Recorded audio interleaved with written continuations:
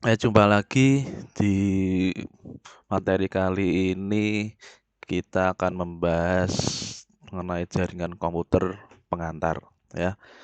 Di jaringan komputer ini salah satu elemen fundamental yang mengubah proses bisnis perusahaan organisasi di era modern. Bahkan kalau sekarang sedang hype kriptografi, sedang ya booming-boomingnya cryptocurrency, Bitcoin, itu berawal karena adanya internet yang tak lain tak bukan adalah jaringan komputer ya.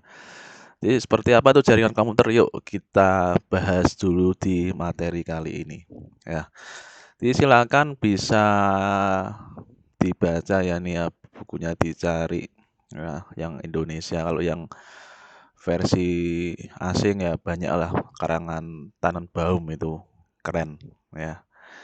Ya, dan juga bisa referensi yang lain ya. Nah, kita bahas dulu apa itu yang dimaksud sistem jaringan komputer ya.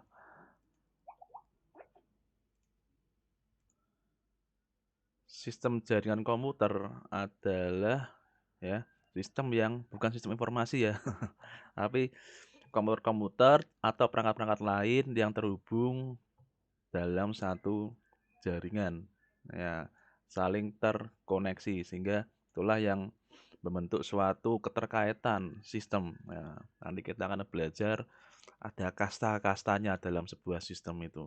Nah, jadi saling bekerja sama mencapai suatu tujuan ya. Tujuannya apa? Nah, nanti akan kita bahas ya tujuan manfaat dari jaringan komputer ya. Nih tujuannya yang pertama resource sharing. Apa nih maksudnya? Sharing sumber daya. Misalkan gini, dalam satu ruangan printernya cuma satu, ya, sedangkan yang butuh connect ke printer, ya, butuh bisa ngeprint ke printer tersebut, ya, ada 10 komputer.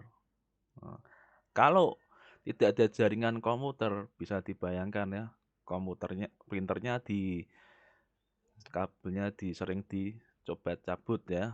Cabut, dipindahkan, pindah ke komputer satu, cabut, pindahkan komputer yang kedua dan lain seterusnya.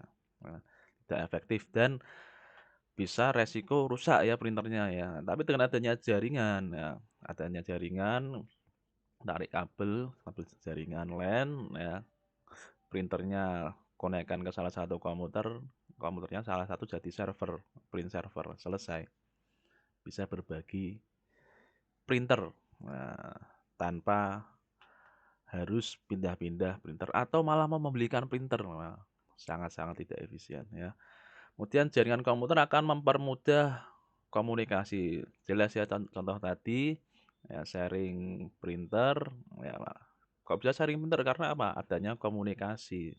Komunikasi antara siapa?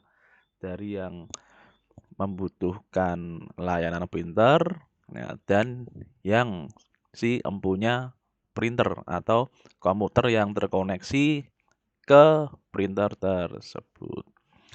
Nah, kita dengan adanya jaringan ya, seperti di handphone sekarang ya, kita bisa WA, dulu ada BBM ya, kita bisa chatting dan lain sebagainya. Dan kemudian yang lainnya kita bisa mengakses informasi dengan mudahnya. Informasi apapun ya, asal ada hak aksesnya dan diberi kewenangan untuk mengakses ya.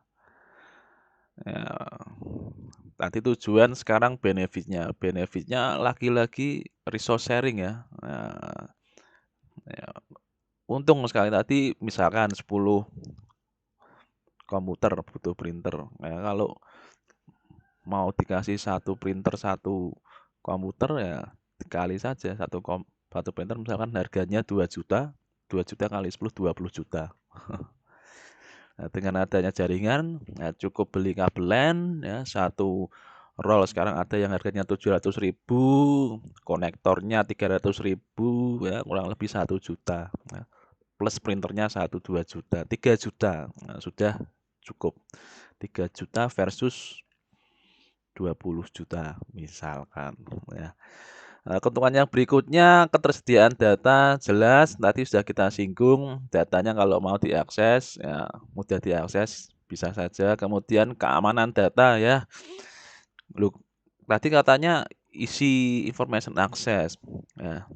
Tapi juga bisa berbicara datanya lebih aman. Kenapa kok lebih aman ya? Data bisa diletakkan di salah satu server dan servernya itu diperkuat keamanannya dengan firewall, antivirus dan rule-rule yang lain. Lebih aman, tersentralisir, datanya tidak diecer ke berbagai komputer. Ya, sembarangan orang bisa mengaksesnya itu tidak aman. Ya. Tadi ya, berikutnya saving money ya. Ini tadi ya kaitannya dengan resource sharing. Ya, kemudian model jaringan ini ada yang modelnya P2P, apa tuh? Peer to peer. Nah, peer to peer kayak gimana? Istilahnya peer to peer itu berarti antar komputer dia kastanya sama, sejajar. Sejajar. Sesama mahasiswa ya sama mahasiswa. Nah, kecuali ada mahasiswa yang jadi komting, berhak memberi arahan, memberi aturan. Ya. Kalau client server itu gimana? Yang kedua ini, client server berarti ada komputer yang berperan sebagai client dan ada komputer yang berperan sebagai server. Nah, caranya membagi perannya gimana ya? Kita bisa men-setting ya, secara logikal atau secara fisik. Secara fisik gimana Pak maksudnya? Kita memilih komputer yang khusus untuk server. Speknya tentunya berbeda ya. Nah, kita bahas di arsitektur organisasi komputer itu.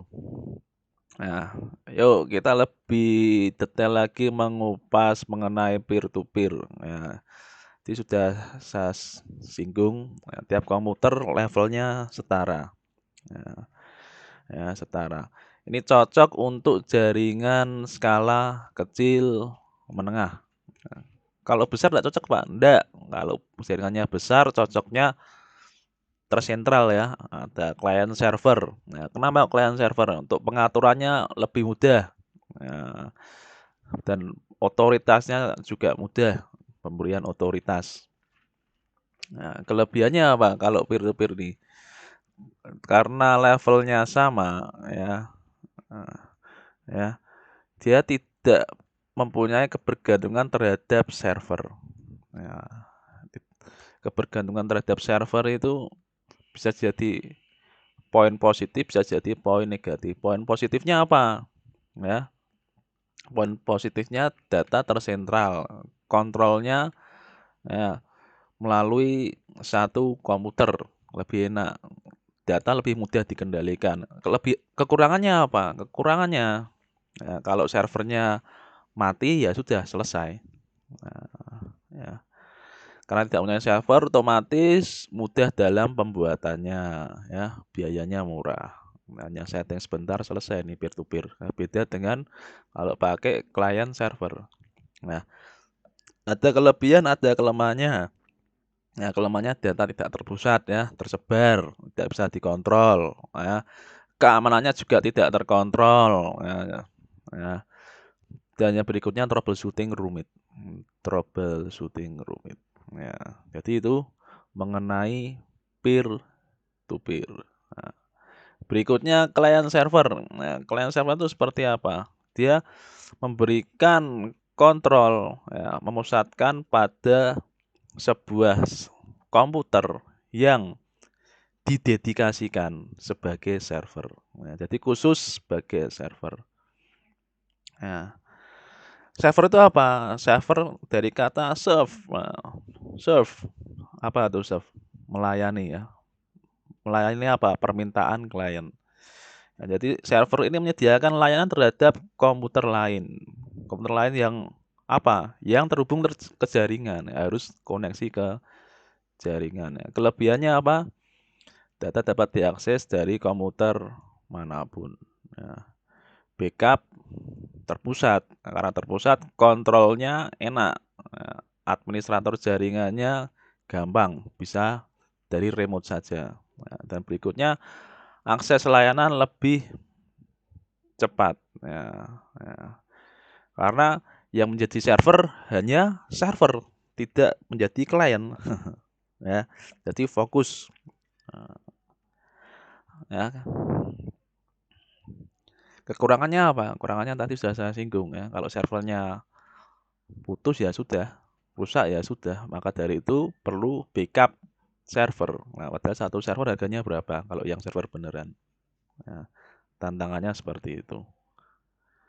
Ya. Kemudian kita belajar mengenai topologi jaringan. Ya, jadi bentuk-bentuk jaringan komputer ini bisa berbagai macam ya. Kita menatanya, susunannya bisa berbagai macam sesuai kebutuhan saja. Nah, tapi untuk menata jaringan butuh beberapa perangkat ya. Perangkatnya apa? Tadi server sudah kita sebut ya, klien juga sudah kita sebut, sama-sama komputer. Yang belum kan switch router ya. Switch router itu apa? Ya, sabar nanti kita akan membahasnya. Ya. Beberapa topologi ya, ada bus, ring, star, tree, hingga mesh. Nah, kita masuk ke topologi bus dulu, bus. Nah, jadi topologi bus itu gambarannya seperti ini ya. Nah, ini ada satu kabel, kabel yang namanya kabel utama, backbone, tulang punggung. Ya, di kabel tulang punggung ini nanti masing-masing klien tinggal narik ke kabel backbone-nya ini. Ya, langsung narik. Langsung terhubung ke backbone ya. Nah, ada kelebihannya enggak? Ada, karena masing-masing ini namanya node-node ya. Ya. Endpoint ini node ya. Masing-masing endpoint langsung terhubung ke backbone ya. Dan biasanya backbone ini harusnya juga kecepatannya tinggi daripada jalur yang lain. Ya. Kemudian topologi ring, seperti apa topologi ring? Seperti ini. Nah, topologi ring ini antara komputer yang satu dan yang lainnya ini saling terkoneksi. Ya, akibatnya apa kalau saling terkoneksi? Akibatnya ya, kalau satu putus, ya sudah satu sistem jaringan ini putus. Nah, kemudian kekurangannya yang lain apa? Ya, kekurangannya yang lain, ya kalau mau mengirim data, komputer yang tidak, misalkan nih komputer A mau ngirim ke komputer E di sini. Nah, komputer yang tidak mendapatkan datanya, dia kelewatan ini. Misalkan mau mengirim data dari A ke B, harus tetap melewati komputer B, C, D. Kurang efektif.